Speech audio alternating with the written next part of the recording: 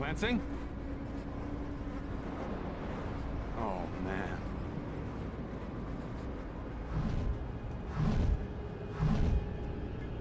Ubisoft used to take risks, and in 2005, they dropped a survival horror game set on a freezing Russian whaler, and almost nobody remembers it. But I've played through the whole thing, and it surprised me a lot in some areas. Not because it's perfect by any means, but because there's actually something here. Something kind of raw and atmospheric, and I think it's totally overlooked.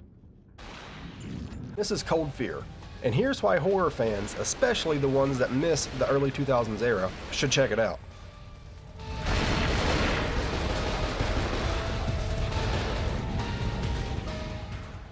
Cold Fear is a third-person survival horror game from a French studio called Darkworks, the same team that made Alone in the Dark: The New Nightmare. It dropped in early 2005 on PS2, Xbox, and PC. And yeah, it really got overshadowed by Resident Evil 4, which launched just 2 months earlier. But here's the thing with it. Cold Fear actually went gold before RE4 even dropped. So it wasn't just a cheap knockoff trying to cash in on the RE4 hype. You play as Tom Hansen, a Coast Guard officer sent to check out a drifting Russian whaling ship. When you get on board, everything's pretty messed up. Everyone you find is either dead or they're infected. There's blood everywhere, and something is seriously wrong with all the bodies. And they're not just zombies. There's this parasite that takes over hosts and even reanimates them.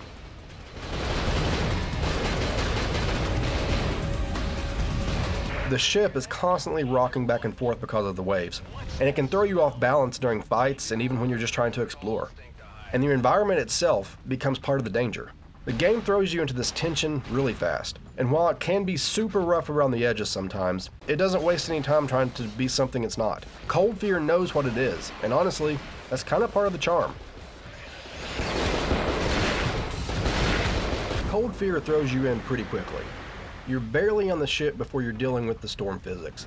You're being tossed everywhere, and there's enemies that don't go down very easy. And there's a pretty unique mechanic for this game. You have to actually destroy the head of these zombie creatures. In most zombie games, you can just shoot them and they'll eventually die. But for Cold Fear, you actually have to shoot them in the head and destroy their brain.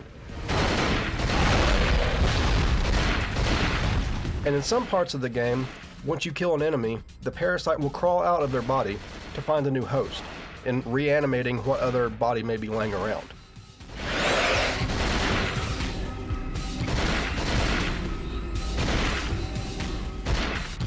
Combat heavily leans toward the action, and there are some rough areas with it. You can move and aim at the same time, crouch while firing, swap between different weapons pretty smoothly.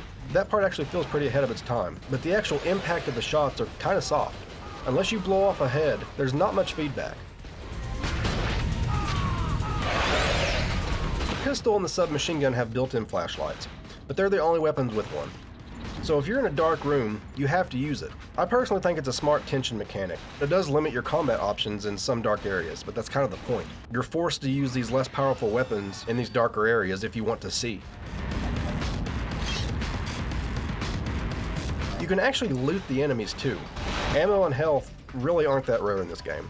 But the catch with it is if you kill something with fire, you can't loot it anymore. It just tells you the body's too burned. And if you don't loot the zombie enemies fast enough, their body vanishes. So you're in this contrast risk-reward loop. The ship's layout isn't super linear. Doors lock and routes change after certain events. It's kind of got that light backtracking feel. But there's no map system. You either memorize the ship or wander until you find the way.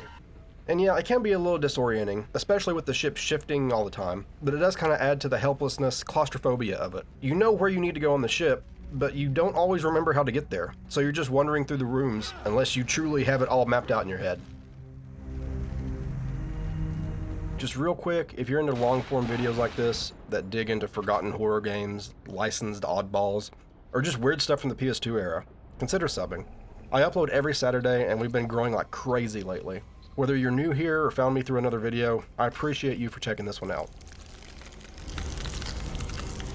Cold Fear's weapon lineup is pretty straightforward, but I think it's solid. It gets the job done. You've got your pistol, which you'll use most of the time because it's tied to your flashlight, plus a shotgun, an SMG, and an assault rifle. Later in the game, you also pick up a grenade launcher, a flamethrower, and this bolt gun that shoots arrows that attract enemies. The shotgun, in my opinion, is the standout. It's quick to reload, one shell gets it done, and it feels like your best shot at clearing space when things get pretty bad. But yeah, like I mentioned earlier, the gunplay does feel a little off sometimes.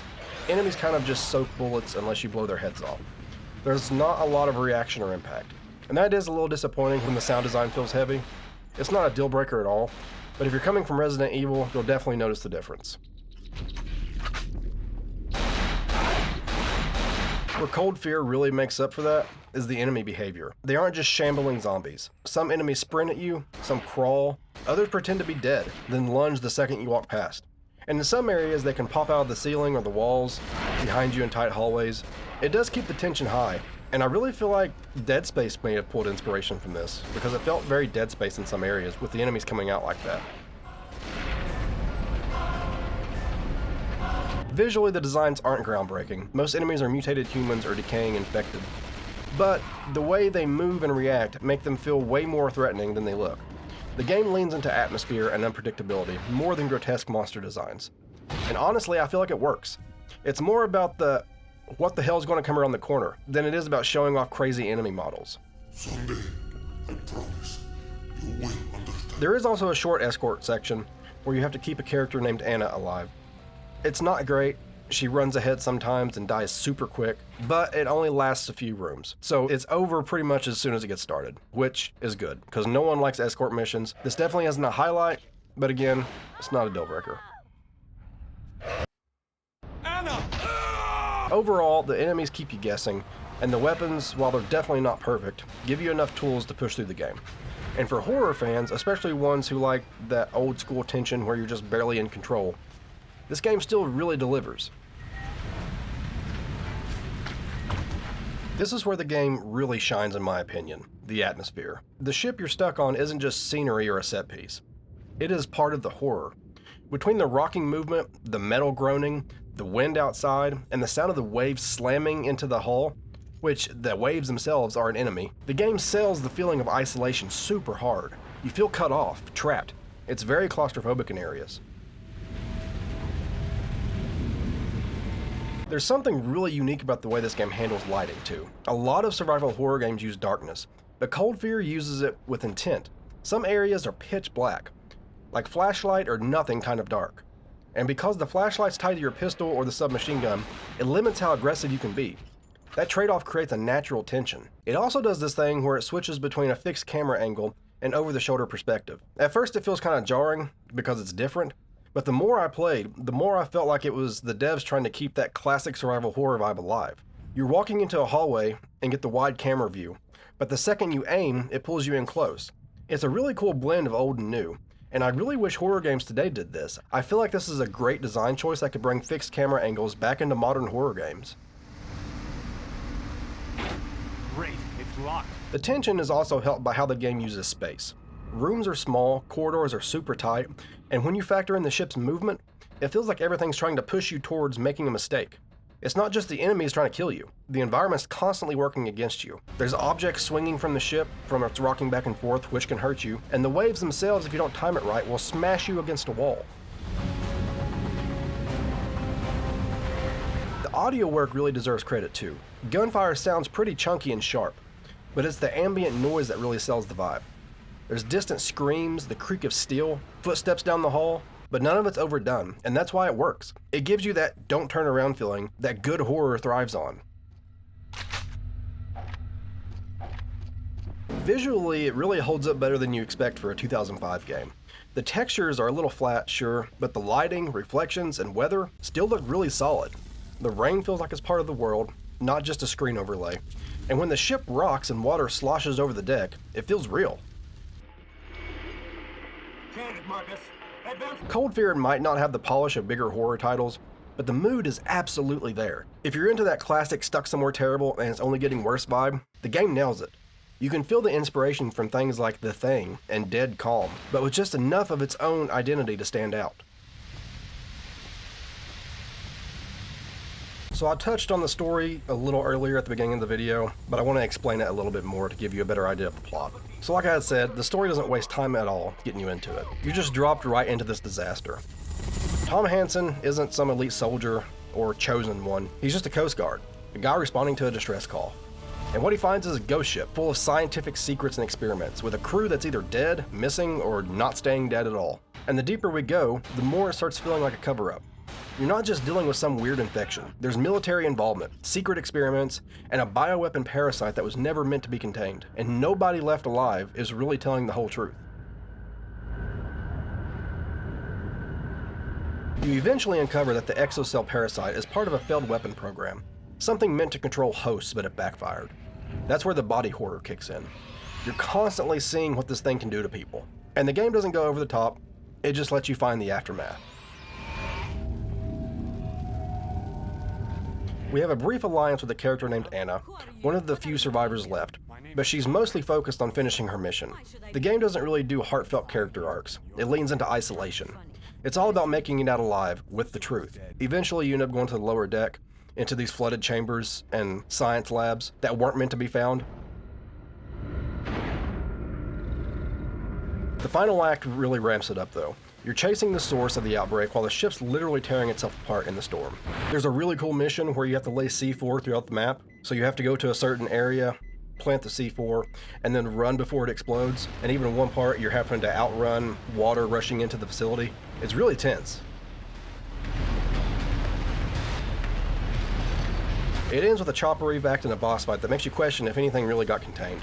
It's not some big cinematic masterpiece, but for a horror game that most people skipped, I feel like the story holds up pretty well for what it is. It's tight, mysterious, and just creepy enough to stick with you.